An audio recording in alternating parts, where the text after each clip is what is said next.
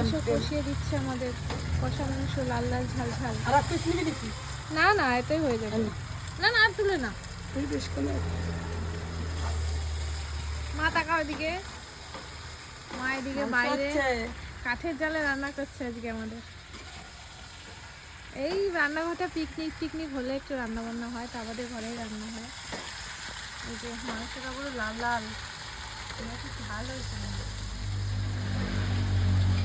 আর আমাদের জন্য এই যে কষার মাংস তুলে দেবো এখন, তাই আমরা খাবো। তিতলি কষা মাংস চলে আসলো।